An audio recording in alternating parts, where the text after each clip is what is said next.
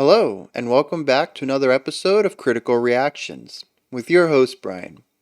We're going to finish up today with a special selection, which is where one of you tell me exactly what it is I need to check out. If you have your own track you'd like to submit for special selection, you can find a link to do so in the description below. Today's special selection comes at us from Kel. It says Bermuda Joyride, a track from the Greg Olsen Experience. The track is chaos. So, all caps on chaos. That kind of scares me. But let's dive into this and see what's in store for us.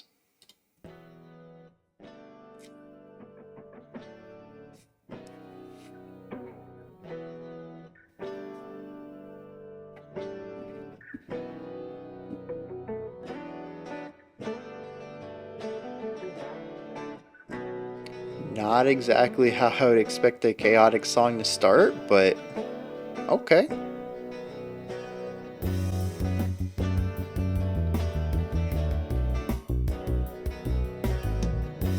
Interesting placement of these instruments as well.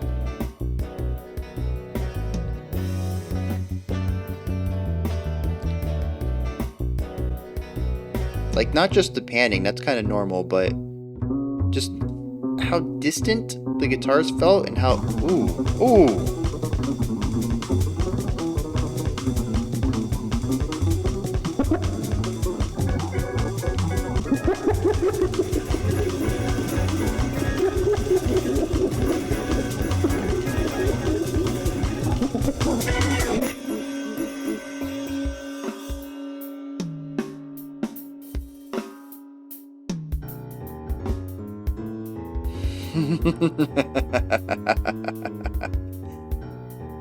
Okay.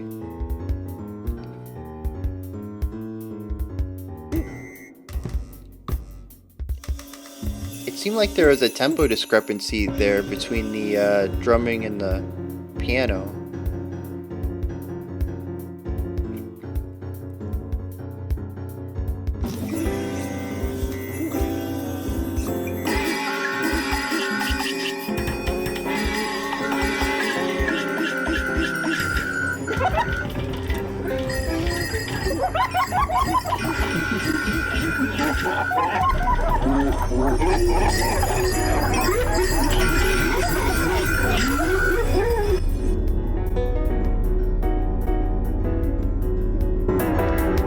Ooh, okay.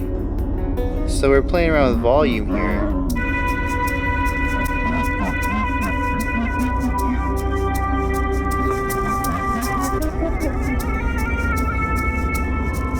Maybe not even just volume, but like compression as well.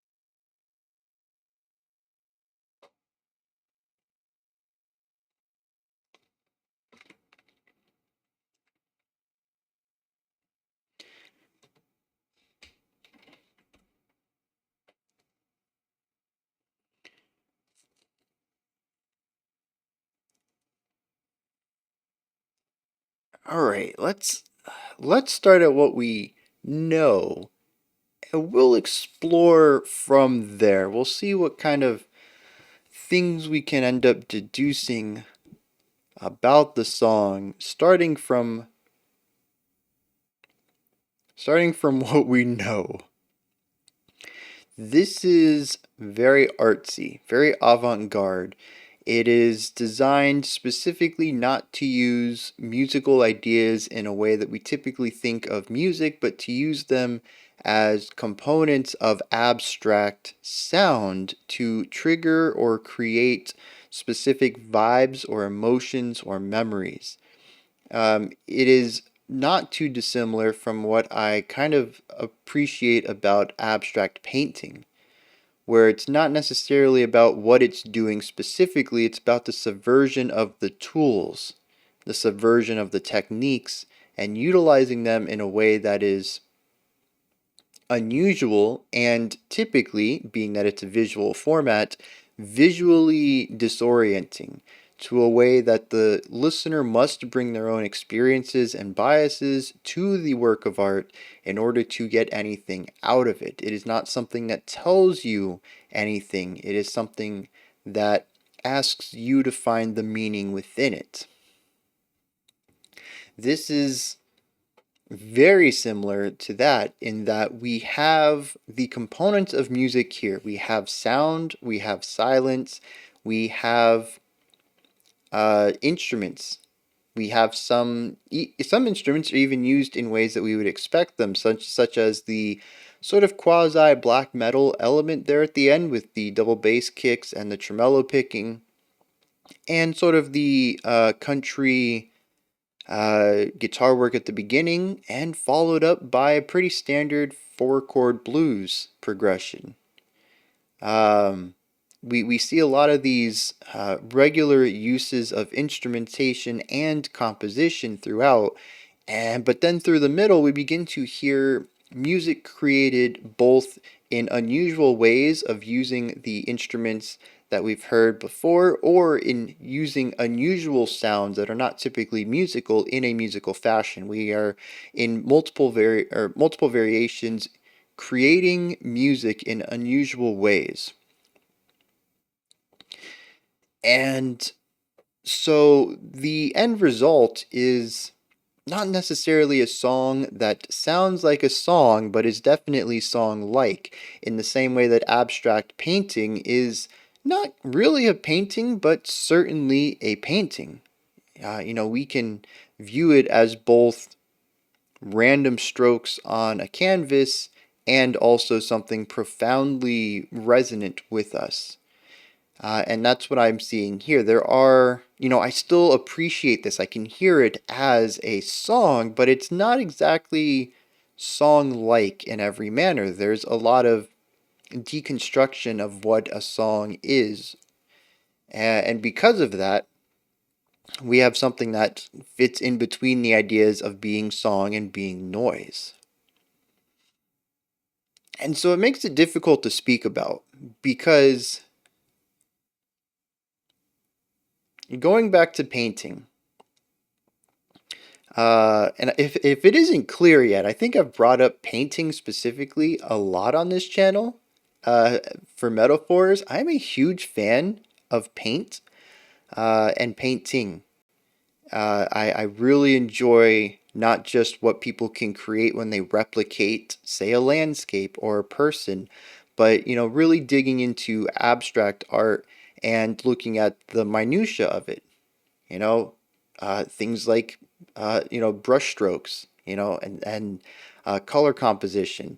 It's the nuance. I mean, I do the same thing with music, right? So obviously, being critical about art is something that I probably enjoy in many facets, but it's something that equally, or maybe even more so, interests me because I cannot paint. I am terrible. I can't even draw. My stick people are terrible. So it's an art that I kind of understand and I've pushed myself to explore more of, but something that, unlike music, I cannot make. I am completely an observer. Um, But yeah, so if anybody's ever curious, that's why I bring up art often. Um, Man, where was I going with this though?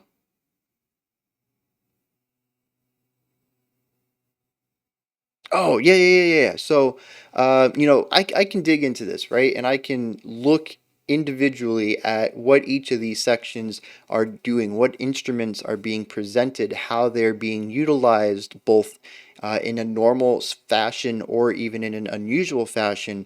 But I don't think it really works in something like this. Like explaining those ideas tends to work when we look at more something more traditional. Um, and going back to art, we can, if you're looking at something that's going for a realistic approach, it it's important to look at why the artist chose specific ideas, whether that's brushstrokes or color or the omission of ideas or the omission of specific colors. All sorts of things can go into um, artistic choices. But when it comes to abstract art, I've always found that it's less important what they did because it's more important what you're bringing to the table. Um, and I think that applies to music in this case as well, because we can go into, we can explore that sort of country, folk, bluegrass kind of vibe at the beginning with the solo guitar. We can explore the piano coming in with that really standard 4 bar phrase, 4 bar chord progression. I mean, it was so, well, first of all, unexpected coming from the country beginning, but also so rudimentary. Like, this is baby's first jazz uh, course, right? This is the first thing you're going to learn in jazz. And here it is supporting an entire section of a song. There's really nothing else going on there. And the juxtaposition there, plus the implied simplicity of it, was just the most odd thing I've heard. It made me laugh. Like I don't remember how long I laughed. It was a while. Usually, songs will get a chuckle out of me, especially when there's a musical joke, right? I've talked before that music is a language, and being that it is language, we can have punchlines in music. And usually those kind of punchlines will get a little chuckle out of me. But was this was absurdist humor in like the most wildest way before really throwing me into the deep end when we got rid of the humor and just said this is absurd. Um, and then we can look at the individual sections or the individual instrumentation that comes up in the chaotic middle part here before we get into that black metal outro, and we can look at the production quality that goes on here that is wavering. We kind of come into and out of clearer, focused, wider, louder tones. We kind of move between this little bit of compression and then full, and then compressed and then full. We kind of flip back and forth between those two vibes. Um, and random noises just coming in.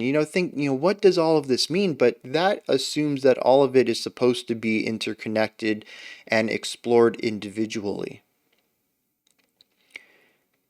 And I don't think it is. I think this is a piece that's supposed to be absorbed all at once.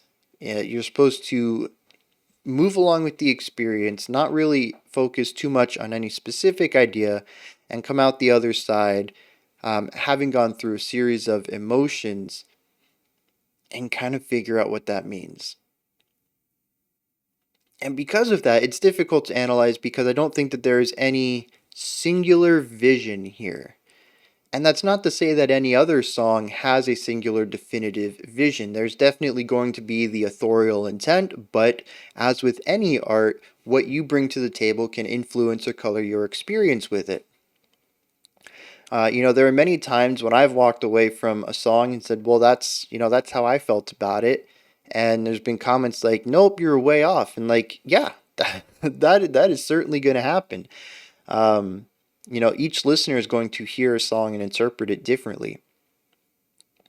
So there's certainly going to be discrepancies between people, and there's certainly going to be discrepancies between the listener and the creator.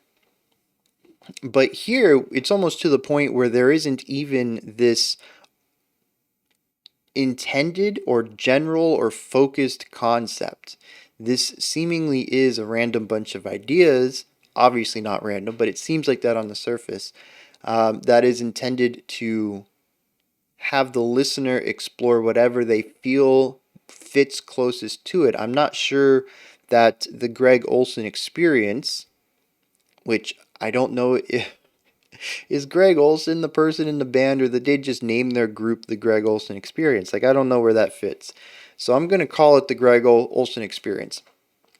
I don't know that they had a specific emotion in mind when they created this. They had more of a journey in mind, I think. And they felt that these specific sections played in sequence would be the best at evoking not an emotional response out of the listeners. There's not necessarily one they're going for. So, more so than any other song that we listen to, I feel like this one is certainly going to be even stronger than usual. These are my interpretations and opinions, my journey with the song. And so, with that said, which is pretty lengthy for a preface into the analysis section, to me, this feels like channel surfing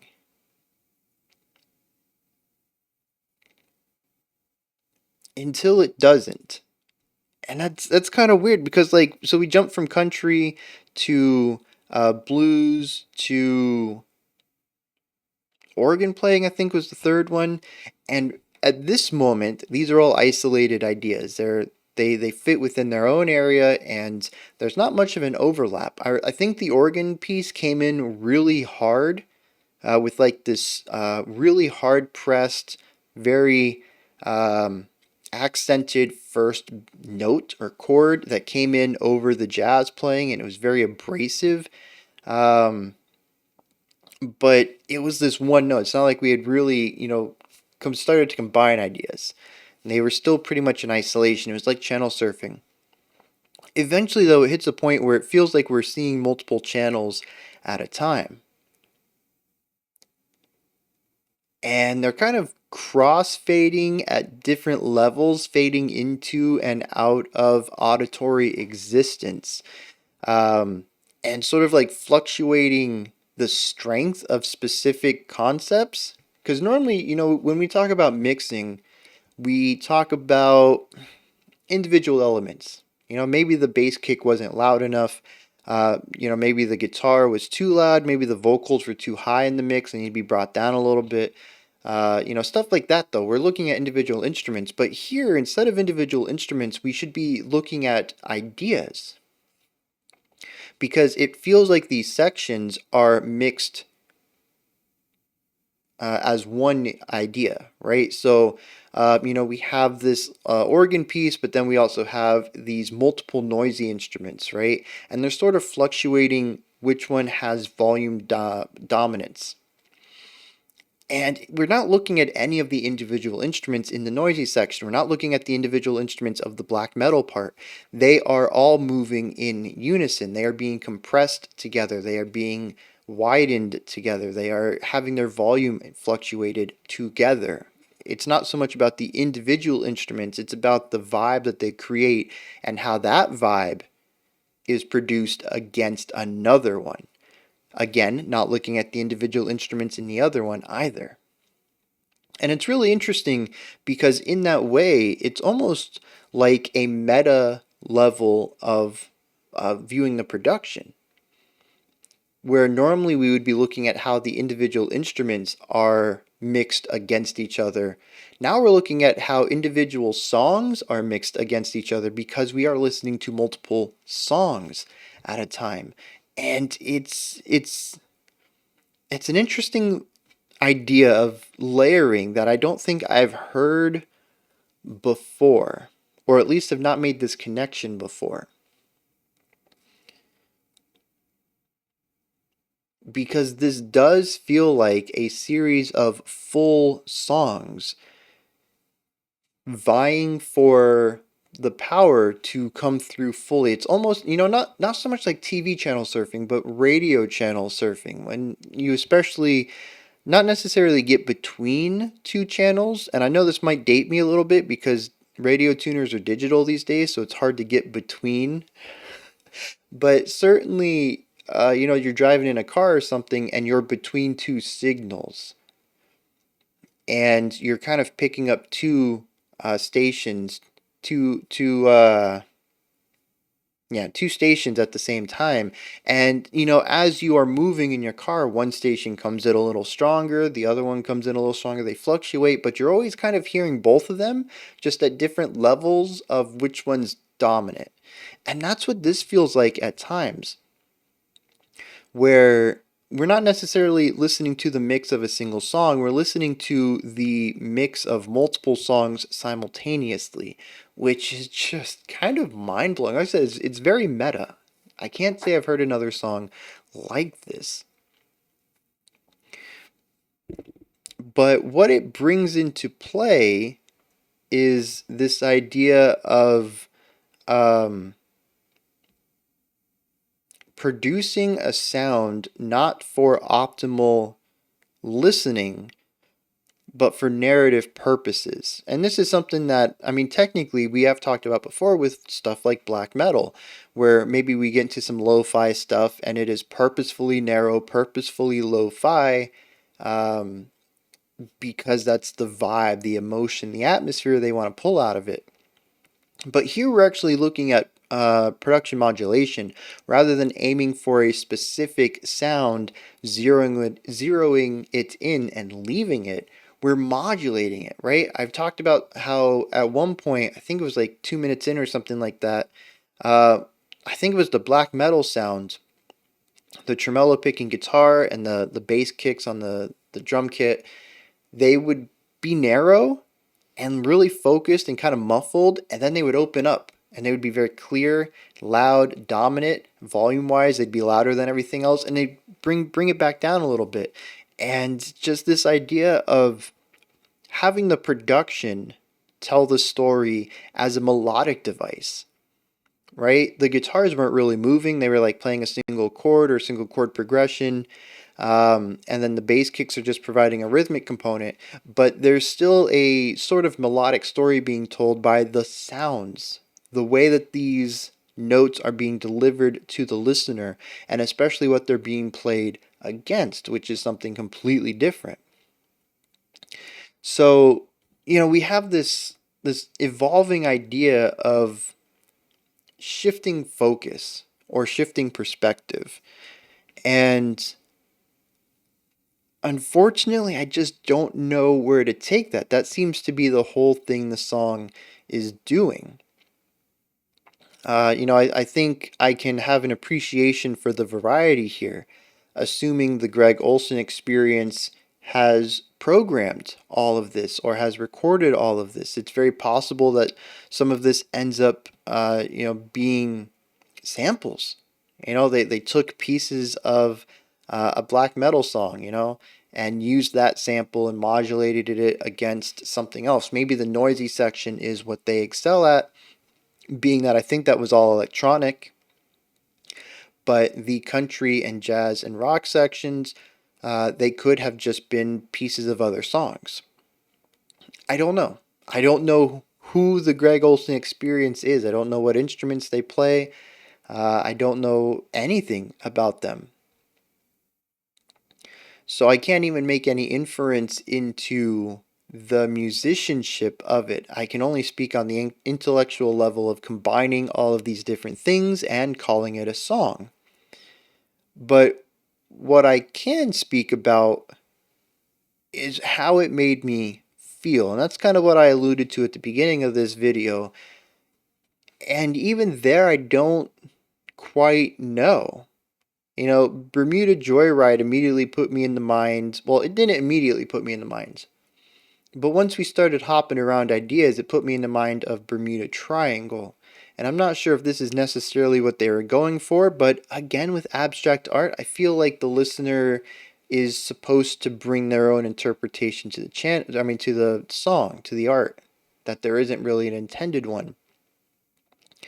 Um, but the Bermuda Triangle has all this like conspiracies and hypotheses about what it is and missing things. Ships and airplanes disappear in that area.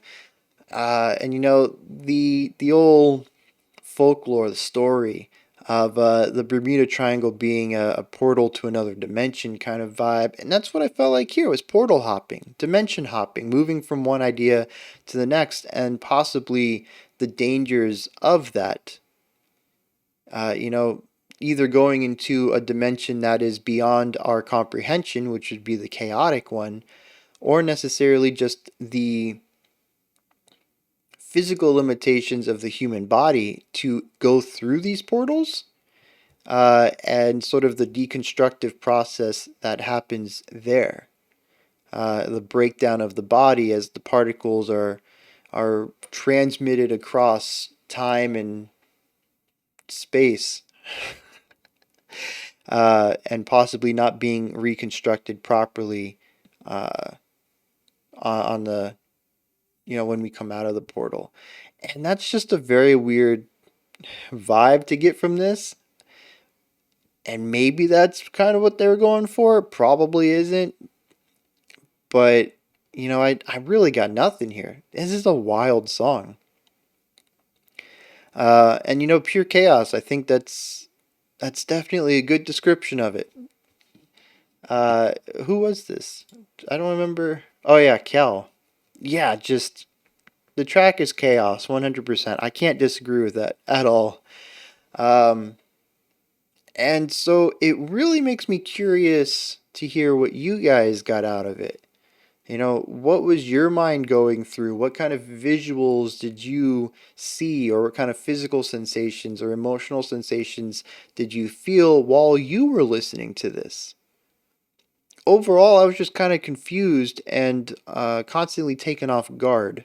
There's a lot of volume, man. Volume was a big thing. There were a lot of moments that I was just not expecting specific volumes at, and it, I suppose, surprised me might be the right word. It was a very alarming song in places. In fact, it did kind of bring about fear in some parts. Like, some parts were funny, some parts were scary, some parts were chill. And where does, like, the black metal, I think, is the weirdest part. I don't think I've heard black metal in electronic music before, or like trying to pair them together. Um, yeah, so like, I just have a lot of questions. Especially like, who is the Greg Olsen experience? I gotta look that up. Or if you guys want to let me know, I suppose that works too. I have a lot of questions posed, and I've presented some of my own answers that I'm not too sure of as it stands. So, hit me up in the comments if you have any answers, or if you just want to expand on things I brought to light, or if you have something completely different in mind. Go ahead and let me know, because I'm very interested in everything related to this song right now. Above the comment section is a description box, and there's a link for a link tree. Take you to this menu right here, everything related to the channel.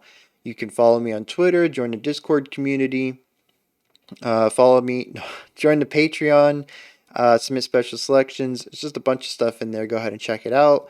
Above that, if you could, like, subscribe, and ring the bell. I greatly appreciate all three of those.